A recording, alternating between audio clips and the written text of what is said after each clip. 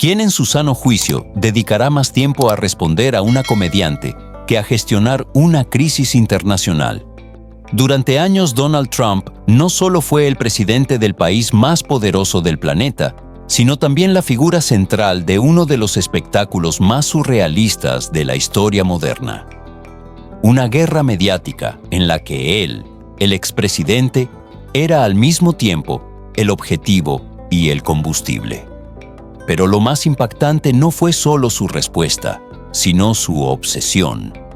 Mientras tenía acceso a los códigos nucleares, Trump no podía dejar de obsesionarse por lo que decían de él. Y todo esto a raíz de una comediante. No una comediante cualquiera, sino Rosie O'Donnell, la mujer que logró ponerlo contra las cuerdas, convertir cada uno de sus insultos en un fenómeno viral, cada burla en un tema de conversación y cada crítica en un terremoto político acompañado de carcajadas. Y así, poco a poco, con la llegada de Seth Meyers, la situación se desbordó. No se trataba solo de un enfrentamiento entre famosos. Lo que sucedía era mucho más profundo. Una comedia que desnudaba una tragedia personal, una lucha constante entre el ego desmesurado de un presidente y su incapacidad para gestionar el ridículo. Todo comenzó en 2006. Mientras el mundo estaba ocupado con otros asuntos, Rosie O'Donnell lanzó una bomba en vivo. No fue un insulto ni una simple broma. Fue algo mucho más devastador para Trump, una verdad incómoda. En su estilo directo y sin filtro, O'Donnell destapó la hipocresía de un hombre que predicaba valores morales mientras engañaba a sus esposas una tras otra. Esa fue la chispa que prendió el fuego.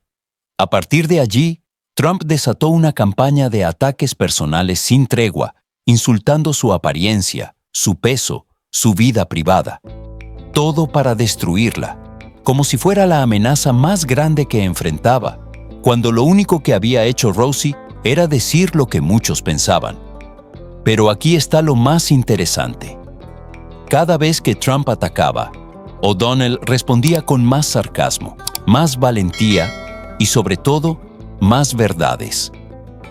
Eso fue lo que empezó a devorarlo por dentro, porque mientras Trump intentaba mantener la imagen de un hombre fuerte, seguro de sí mismo y exitoso, bastaba con que una comediante hiciera una observación para que todo se desmoronara.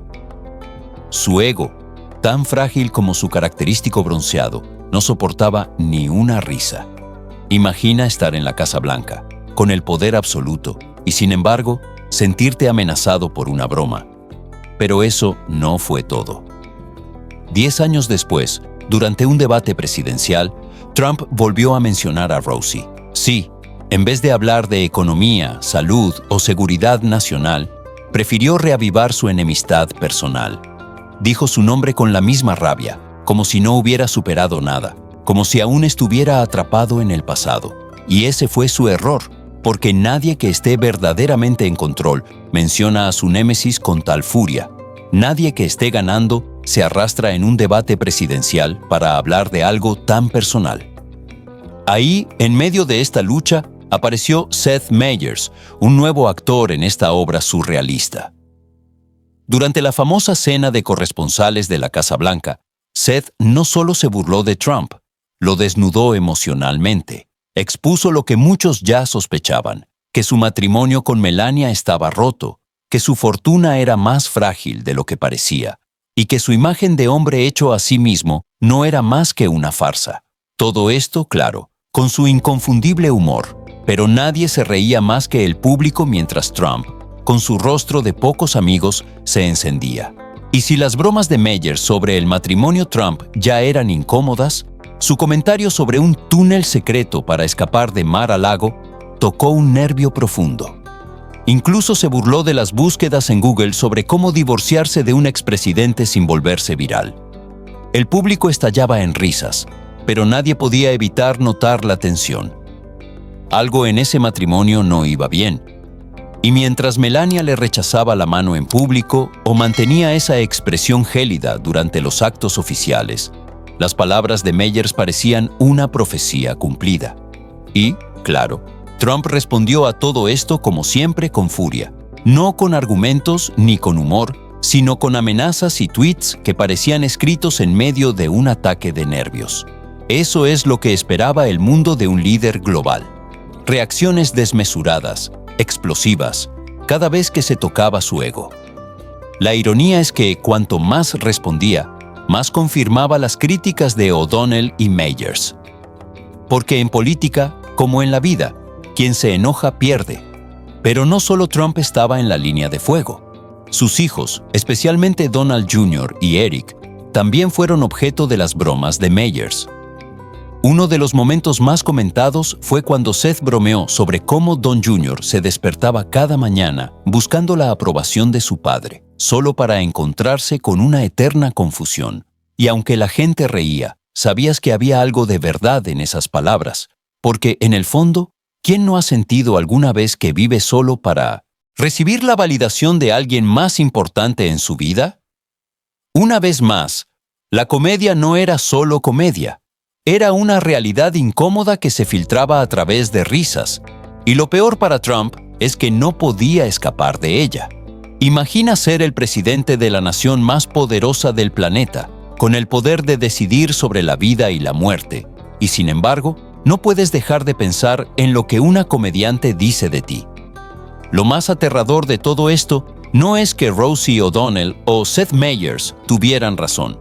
No, lo más aterrador es que Trump nunca pudo ignorarlos. No una vez, ni una semana. Nunca. Y eso, amigos, dice mucho más de él que de ellos. Porque si eres el líder del mundo libre, si eres el comandante en jefe, y aún así no puedes dejar de responderle a una comediante, algo muy pero muy profundo está mal. Y ahí viene la gran pregunta: ¿por qué nunca la dejó ir? ¿Por qué, incluso hoy, sigue obsesionado con Rosie? Quizás porque ella fue la única que no le tuvo miedo. Quizás porque cada broma de Seth Meyers era como un espejo, uno que reflejaba todo lo que Trump no quería ver. Y en el fondo, tal vez él sabía lo que nadie quería decir en voz alta. Su peor enemigo no era un partido político, ni una investigación federal, ni siquiera una cadena de noticias. Su peor enemigo era el ridículo, y Rosie O'Donnell era la reina del ridículo. Y cuando pensabas que la humillación ya no podía llegar más lejos, apareció ella, sin filtros, sin piedad, sin miedo, y lo convirtió en el chiste nacional más largo de la televisión, porque esto ya no era una simple disputa entre famosos. No, ver, esto se convirtió en una batalla épica, una guerra sin cuartel entre el ego más frágil del planeta y las lenguas más afiladas de la comedia estadounidense. Y créanme, estamos justo en el clímax de esta historia. Donald Trump ha sido muchas cosas: empresario, presidente, estrella de reality. Pero lo que nunca pensó que sería, era el blanco favorito de los comediantes más despiadados del país. Y lo peor de todo es que se lo ganó a pulso. Rosie O'Donnell, por ejemplo, no solo lo enfrentó. Nomberella lo desarmó, lo cocinó a fuego lento y lo sirvió en un plato frío, con guarnición de sarcasmo. Cada vez que Trump lanzaba un tuit incendiario, Rosie respondía con una línea tan certera que hacía temblar hasta los cimientos de la Torre Trump. Pero si pensabas que solo ella tenía licencia para disparar, espera a ver lo que hizo Seth Meyers. Esto no fue una broma, amigos. Esto fue una ejecución pública. Lo que Seth hizo esa noche no se ve todos los días. No fue simplemente un comediante riéndose del presidente. Fue un cirujano de la sátira, cortando sin anestesia cada capa del personaje que Trump intentaba venderle al mundo. Y no dejó nada en pie. Frente a toda la élite de Washington, Trump fue reducido a polvo. Ni su bronceado artificial sobrevivió. Fue tan brutal que hubo un momento en que la audiencia no sabía si reír, aplaudir o llamar a emergencias. Y lo más escalofriante de todo es que Trump jamás lo superó. Desde ese día, cada aparición pública de Trump parecía marcada por una sola pregunta no formulada. ¿Todavía está pensando en ese discurso? ¿Todavía le duele? Y sinceramente, parecía que sí. Parecía que cada decisión, cada reacción, cada rabieta digital era una forma desesperada de recuperar algo de dignidad. Pero eso no fue lo peor. Lo peor vino después. Cuando Melania fue arrastrada al centro de la tormenta, la comedia ya no era solo sobre Trump. Ahora, los chistes apuntaban a su matrimonio, a su familia, a su intimidad, y el mundo no pudo evitar mirar.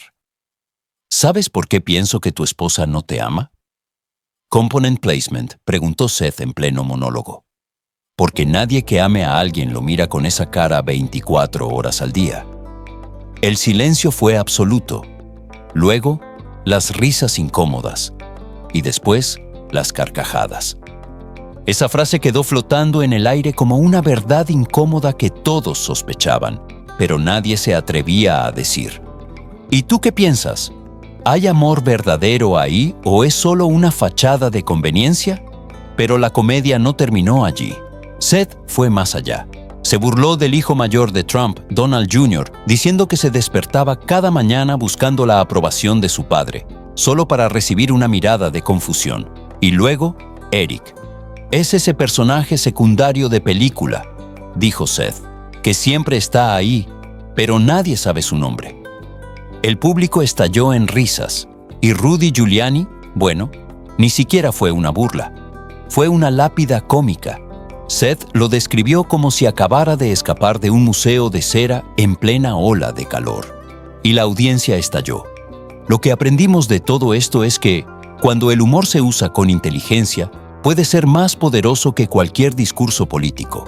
Mientras Trump usaba Twitter como su trinchera, escupiendo teorías conspirativas como si fueran galletas en un buffet libre, los comediantes respondían con algo mucho más efectivo: verdad disfrazada de chiste. Porque eso es lo que realmente duele. No es la risa, es el espejo que te pone frente a ti mismo. Es escuchar a una sala llena de gente reírse y saber, en el fondo, que la broma eres tú. Y Trump lo sabía. Por eso reaccionaba con tanta violencia. Por eso no podía ignorarlo. Porque en cada remate había una verdad que él preferiría enterrar. Lo más impresionante de todo es que esta guerra comenzó por algo aparentemente inofensivo. Un comentario en un programa de televisión, una crítica en horario estelar. Pero eso fue suficiente para encender la mecha. Rossi lo llamó hipócrita, fraude, farsante. Lo comparó con un personaje de caricatura que se cree magnate, mientras sus empresas caen una tras otra. Y Trump no lo soportó. Respondió con insultos, ataques, amenazas. Y así comenzó una de las batallas más sorprendentes de la historia moderna. Lo que comenzó como un simple comentario en un programa de televisión se transformó en una guerra cultural de dimensiones épicas. Un chiste aparentemente inofensivo se convirtió en la chispa que desató una tormenta política y mediática sin precedentes. Donald Trump, acostumbrado a ser el centro de atención, nunca se imaginó que una comediante, Rosie O'Donnell, sería la que le arrancaría la máscara de invulnerabilidad. La llamó cerda, perra, repugnante, palabras duras, llenas de desprecio, que marcaron la historia del Internet y quedaron grabadas en la memoria colectiva del país. Pero lo más impactante no fue solo el contenido de los insultos, sino su reacción. Trump no solo no lo dejó pasar, sino que emprendió una cruzada de ataques personales, buscando destruirla. Y lo hizo con una furia que desbordaba los límites de la razón. Rosie, sin embargo, nunca retrocedió. Para ella, aquello no era un simple altercado personal, era una justicia pública, un acto simbólico para todos aquellos que, como ella, habían sido silenciados por el poder. Cada insulto de Trump solo le daba más combustible, pero lo que Rosie había iniciado no tardó en escalar. Apareció Seth Meyers, y lo que en principio parecía una disputa trivial se convirtió en una guerra abierta entre la sátira y la política, entre la verdad incómoda y la mentira elegante, entre la risa liberadora y la rabia contenida. Seth no se limitó a hacer chistes baratos. Number tomó lo que Rosie había comenzado y lo llevó mucho más allá. No hablaba solo del cabello de Trump o su bronceado, no se detenía en su ego o sus contradicciones. Lo que Seth hizo fue una operación quirúrgica de comedia, una disección brutal de las falencias de Trump. Cada línea, cada broma, no era solo un ataque, era una verdad disfrazada de humor. Y esa es la razón por la que Trump jamás lo perdonó. Porque en el fondo, él sabía que cada chiste de Seth no solo hacía reír a la audiencia, sino que también la hacía asentir, reconociendo algo que nadie se atrevía a decir en voz alta. Y si creías que lo peor ya había pasado, estás muy equivocado. Esta guerra no tiene fin. Cada vez que Trump cree que ha ganado, alguien más prende el micrófono y le recuerda que aún no ha tocado fondo. Y esa es la verdadera tragedia. La humillación parece interminable. Cada vez que uno de estos comediantes hace una broma, parece que Trump se desmorona un poco más, mientras su ego herido se niega a aceptar la derrota. El verdadero clímax de esta historia está por llegar. Pero antes de llegar allí, quiero saber tu opinión. ¿Cuál ha sido el momento más vergonzoso de esta saga para ti? Déjamelo en los comentarios, porque lo que está por venir es aún más impactante de lo que imaginas. No olvides darle like y suscribirte, porque estamos a punto de llegar a la parte más explosiva. Lo más sorprendente es que, tal vez sin quererlo, todo comenzó con algo tan simple como un chiste lanzado en televisión nacional. Un chiste que, en lugar de provocar carcajadas, sembró las semillas de una guerra política que nadie esperaba. Seth Meyers ridiculizó a Trump y lo que parecía un momento trivial se convirtió en el detonante de una tormenta que arrasó con todo a su paso. Trump, como era de esperarse, no se rió. No dijo nada. Solo apretó la mandíbula mientras el mundo entero se reía de él. Y desde ese instante, algo se rompió dentro de él. Fue como si su ego hubiera recibido una herida imposible de sanar. En lugar de ignorarlo, Trump convirtió esa herida en combustible. Se lanzó en una ofensiva pública contra Rosie O'Donnell, insultándola con una virulencia que difícilmente encontraría lugar en una discusión política. La llamó perdedora, cerda, una lista de adjetivos tan deplorables que ni en una pelea de secundaria tendrían cabida. Y lo hizo una y otra vez, como si esa fuera la forma en que pudiera limpiar su imagen. Cuando se le preguntó sobre su historial de insultos hacia las mujeres, su respuesta fue aún más desconcertante. Solo hablé así de Rosie.